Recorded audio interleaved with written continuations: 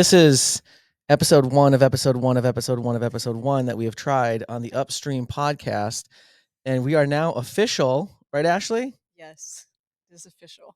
Doesn't it feel good? Sure.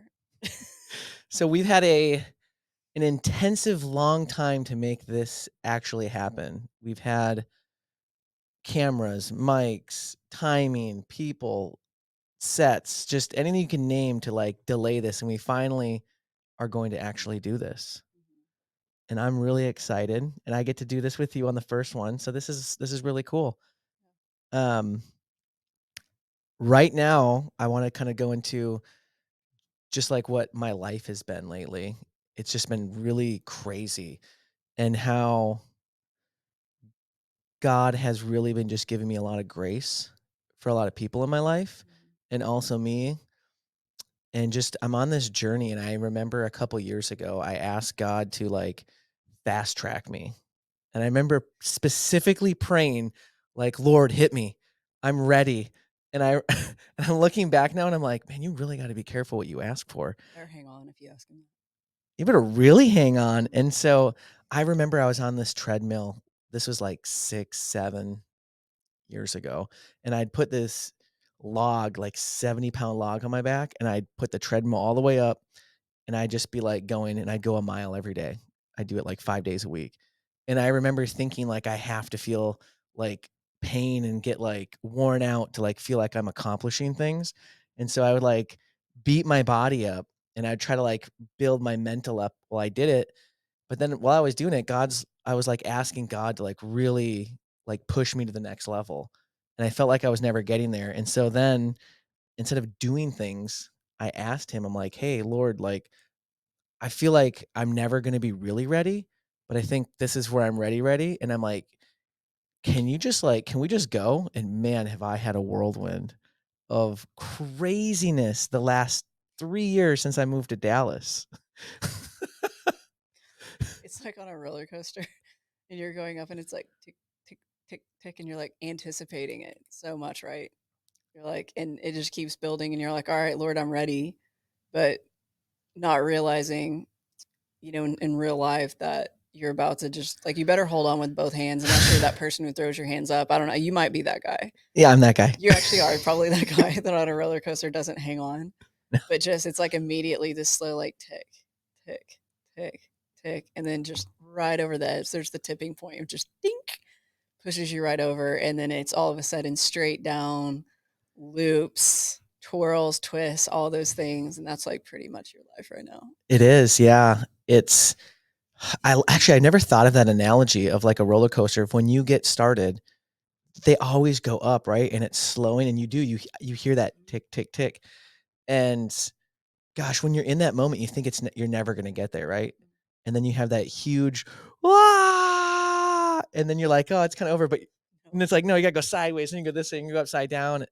And yeah, I'm in the middle of that, and what I've really been learning, and I've been being just grateful of the journey. We've been talking about this, I feel like the last 4 to 6 months probably about just where you're at in life and where you're going.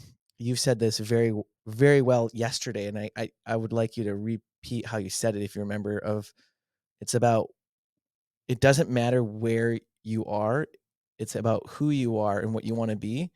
And so, like you use the thing of like a minister. If you want to minister to people, you don't need a huge platform. You could be at a coffee shop, you could be at a gas station working, and whatever platform God has you at that moment, you just that's what you do. And if you're not doing it and you're waiting for some next big breakthrough in your life, you're kind of missing the point, I think, of where what God's trying to do with you in that moment.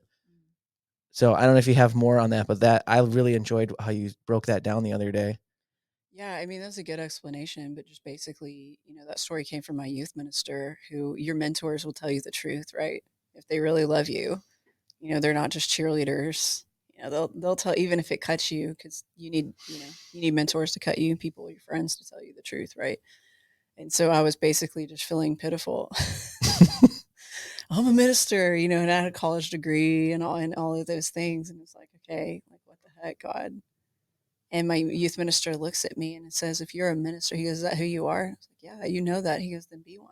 Mm. Nothing's stopping you from being who you are. Nothing. And it was one of those moments where you just have to sit there and not say a word because you're like, right, you're right, you know? Um, but yeah, and even thinking about that, there's so many people, or I say, there, all of us at some point until we learn this, and maybe the Lord has us relearn those things, is you, wherever you are, there you're at. And I think that's, I don't know if I'm butchering the way I say, but they say that at Alcoholics Anonymous, they say it in Narcotics Anonymous, is it's not a change of a location, it's not a change of circumstance, it's not a change of relationship. You're whoever you are, you're going to be that person.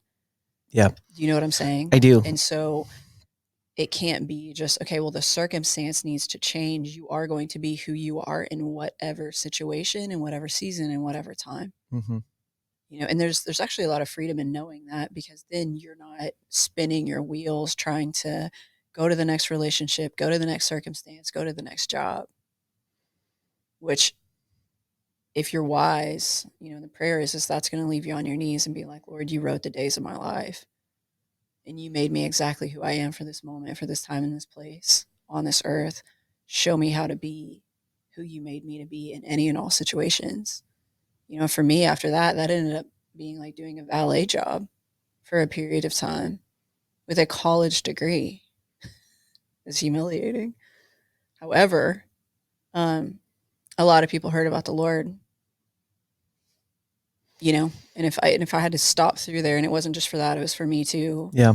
make it pass through this really incredibly humbling situation, except when I got to drive really fast cars on the highway. It was fun. It was definitely fun.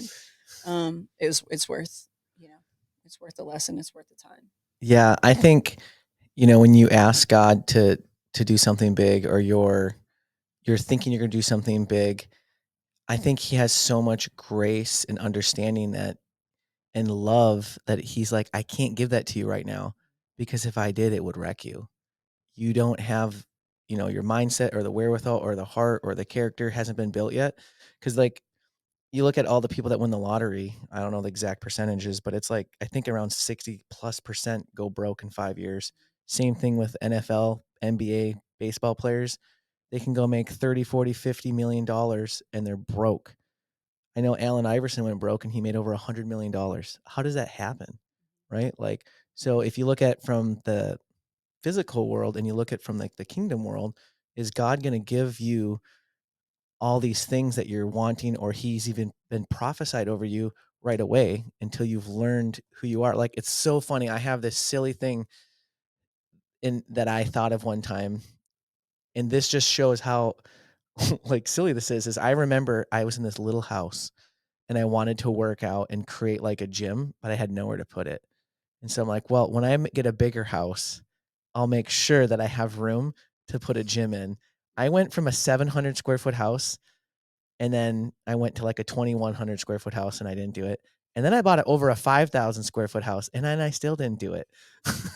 And I just thought of this right now of how silly that was, because I remember having that thought that if I had a little more space in my house, I would for sure put a home gym in, because I like working out, and I would just do it. And I'm like, I never actually did that. And it just hit me now. And I'm like, wow, what excuses did I come up with? I went from 700 square feet to 5,000 and I still didn't do it, because if I wanted to, I would have figured it out and just put it in a closet at my 700 square foot house, right? And how many times do we come up with excuses or things that we say we're going to do, and you can do it right now, but we're like, oh, I need this to happen in my life before it actually hurts, or before we actually do it. And there's not many situations and circumstances that you shouldn't be able to do it right now. I think a lot of people use money, jobs, even just where they're at, like their title, their position in the church or else in their own job, as excuses of not being who God created them to be in that moment. And I've learned a lot lately that it's, if you can't take care of your immediate family and then your immediate community around you, why are you trying to say like, I want to change the country or the state or the world when you can't even take care of your household?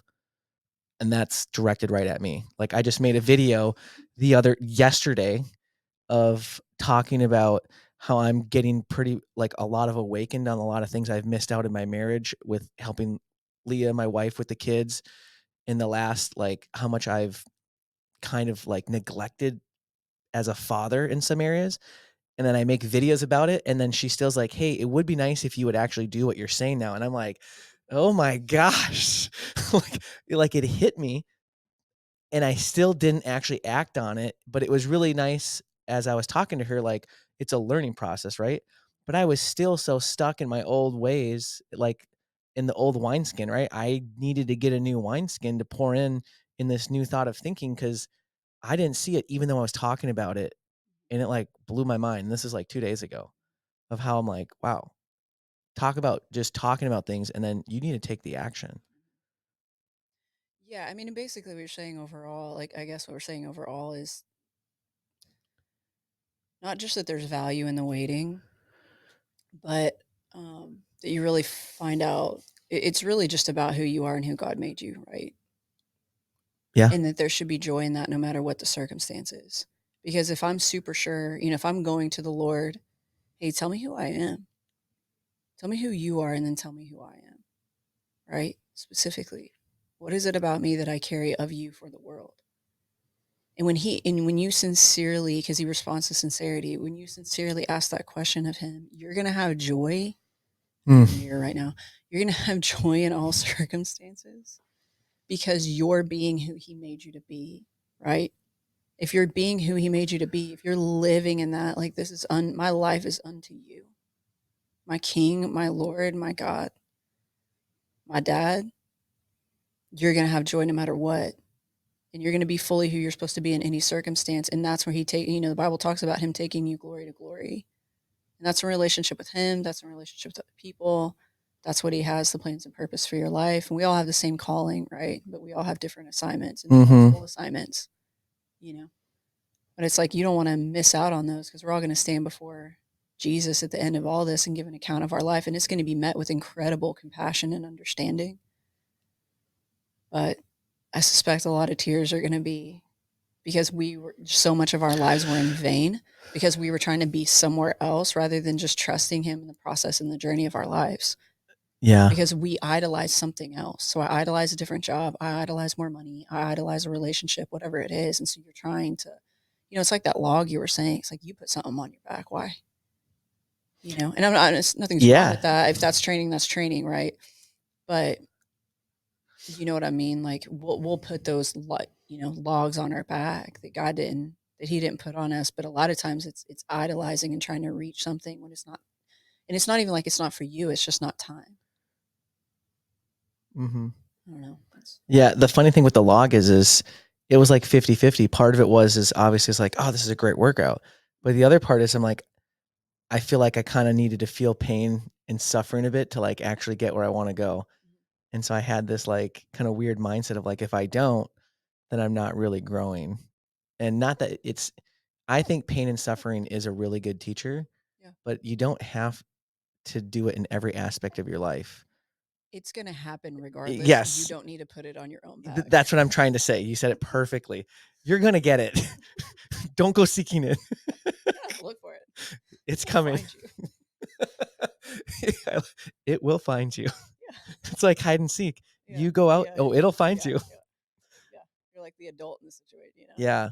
But you said something that made me think of, when you said timing and stuff, and I've had people prophesy over me specifically about certain years, last year and this year, and basically it's gonna be my year, and you're gonna have a massive breakthrough, and you're gonna get all this stuff, right? And you know what's funny? 'Cause I know you're laughing, is I actually in the last 30 days to 60 days, I actually believe it, but I had it wrong. It's funny, like, I feel like a lot of people and this is how I thought, was money, business, like, just getting physical things and, like, being unstuck from, like, where I'm at, and that was not it at all, but spiritually, I hit, like, a whole new level, and that was my year to, like to do that.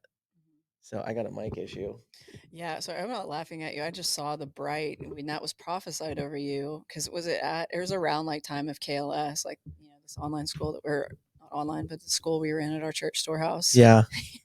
Your eyes were like bright. You were so excited. You're like, "This is my year." You remember Or that, no, I right? guess it was. It was a little bit after that, but I feel like people spoke that over you, Yeah. and you were like, "Yeah," talking about business. But it's so funny because so often to get to those places, um, you get wrecked first. Oh man, did I get Because wrecked? and God's gotta pull so much out, and it's painful. It's like if when you do a detox, you feel sick, right? Yeah. Before you feel better because there's so much stuff that needs to be pulled up. There's so much stuff that needs to be rooted out. It almost kinda makes me sick thinking about it right now. Yeah. But, yeah, I mean, so there's that feeling where, like, "Man, this doesn't feel good." And then you get pruned. You get people taken away, relationships, whatever it is that the Lord needs to either give from his storehouses or even from his storehouses to take away from you. Mhm. It's like we think about what he has for us every day or in a season and oftentimes or maybe sometimes at least what he has for us is what he has to take away unfortunately. And that's grieving. It's real grief. So you've dealt with a lot of grief in the midst of all of this joy and this growing. So I'm not laughing at you. It's just Yeah, I yeah. understand and, Yeah. seeing the whole journey, but So the Lord's much pleased with you. so much grief. Thank you. Yeah. Mhm. So much grief, so much joy. It's like 100 highs and like 0 lows. I remember probably like, I don't know, it was like a month and a half ago. I come in and everyone here is like, Jaron, you just need to not be in here because you're just bringing everybody. Like, my like energy was just like for like a week was like, oh, right. And then the next, I'm like, all right, let's go. And, but it is really good that I think that's how much the Father loves us is he's not going to give us that stuff unless we're really ready because he knows like I can see it. I can just imagine where I was at 2 years ago, and if I was going to go get what I believe, like, business-wise and money and stuff, I wouldn't have been spiritually ready for it. Like, I needed to get closer to the Father where I'm going right now and understanding that that's what matters, and then after that, it's family and close friends, and then it's business. And Mhm, I had business and money kinda number 1 in my life, and then my family, and then God. Like, I had it all messed up. mhm, I totally believed in God. I'm like, "He's the savior." I'm praying, wasn't reading my Bible, um, just living a normal life, and then all of a sudden, like, the whole rug got pulled under me, and I'm, like, losing everything I've ever worked for. Relationships are leaving me. I'm getting wrecked, and I'm like, "What is going on, God?" And he's like, "Oh, talk to your wife." And then I asked, we talked to Leah, and she's like, "Oh, I kinda prayed that God would grab your heart."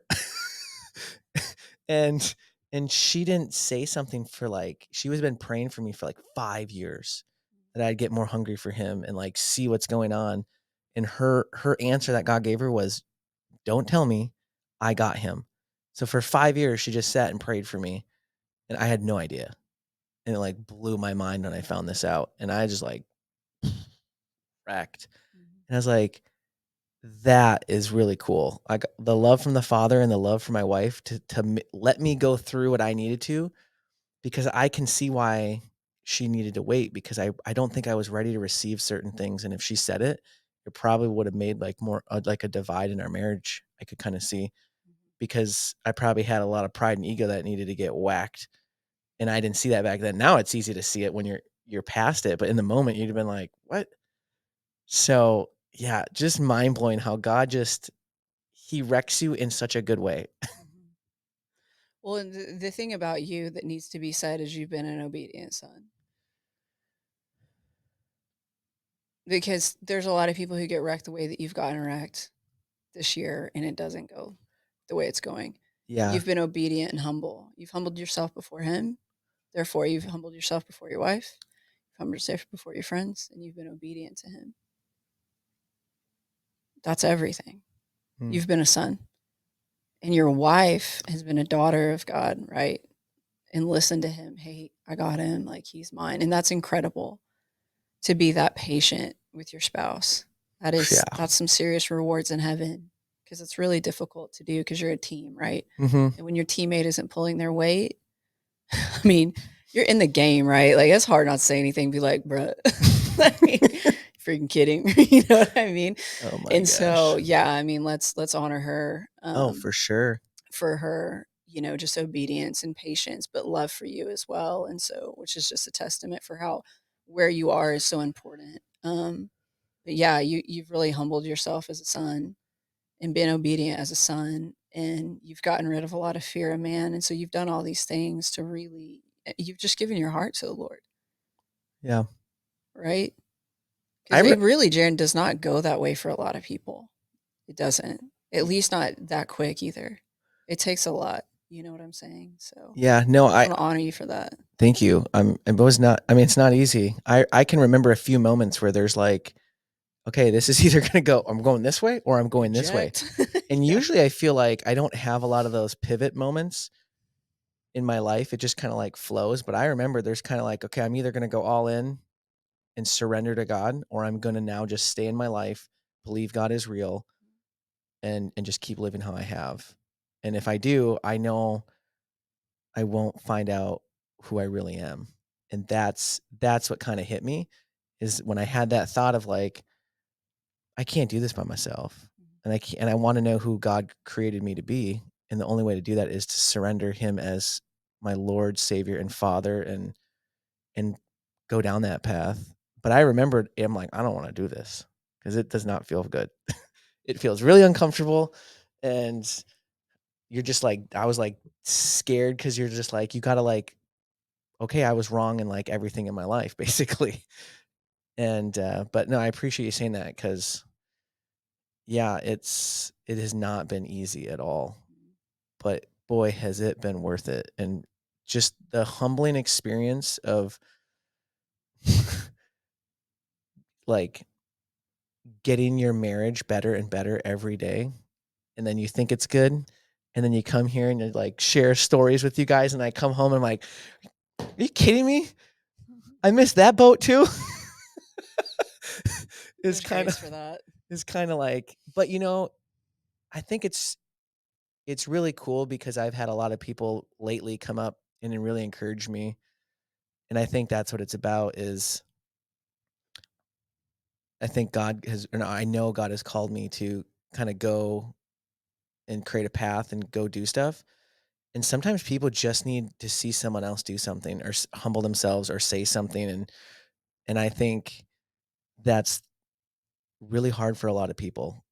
It is me too, but I just enjoy doing that and listening to what he wants me to do, like, that's why I'm on this. I never thought I would actually get in front of a mic ever. That's not what I wanted to do, and I literally I pretty much heard him say, like, "Alright, you need to get on, and you need to start talking and telling your stories. You have a lot to say that's different than everybody else." Mhm. Because I was always comparing myself. I was like, "Well, that person's way smarter than me. They have so much more knowledge than me. Why would I wanna say anything?" And then I got humble. I got realized, like, "No, you have a story. We all have a story, and if you don't share it, somebody could be missing out."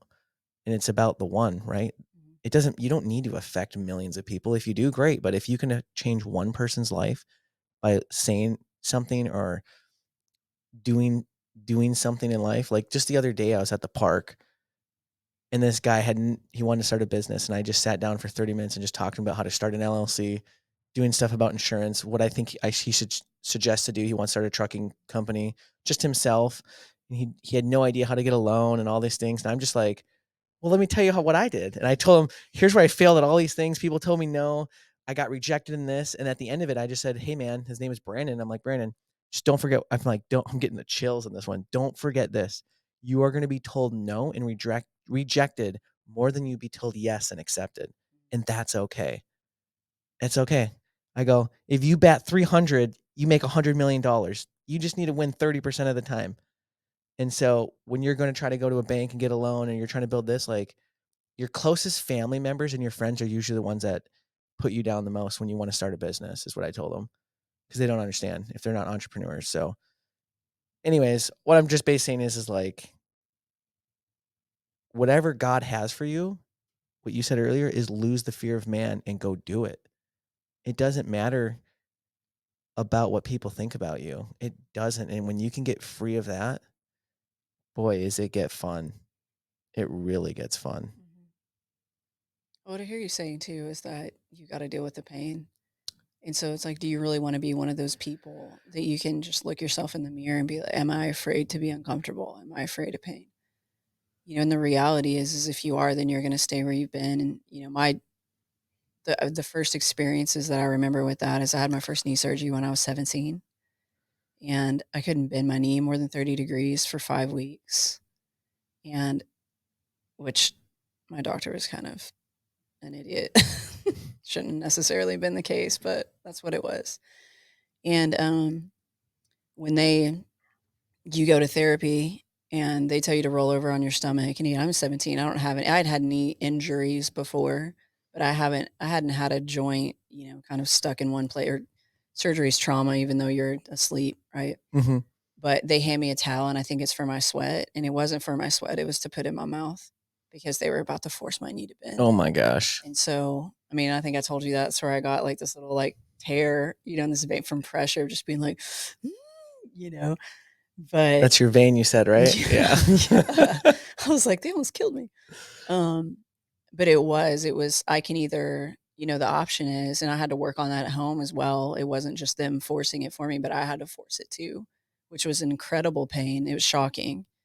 And I've had 6 knee surgeries, and every time I'm still like, "Oh, I cannot believe it hurts that much." Dang. Um, but okay, you can stay where you are, where you can't really walk properly. I mean, if you can only bend your knee 30 degrees, obviously, and that's going to jack up literally the rest of your body if you Mhm. have one joint that's not working properly. So you can either be willing to be in pain and to be uncomfortable and then stay where you are and then where you are, there's always a, cause and effect. Um, So if you stay in that negative place, other things around you get worse, or that comfortable place, it affects everything else in your life. Or you can face that pain and that discomfort and be like, whatever, dude. Like, that's part of life. I trust the Lord. I've got good friends. Let's do it. And Mhm. that's why you always say that. You're like, go get it. Or is that what you That's say? why I say go get it. Go get it. Like, just, I mean, Nike has it. Like, whatever, Nike, but That's just do just do it. it. That's do it. Right. Yeah. Just It's the same thing. freaking do it. um, but yeah, it's Yeah. Endure the pain.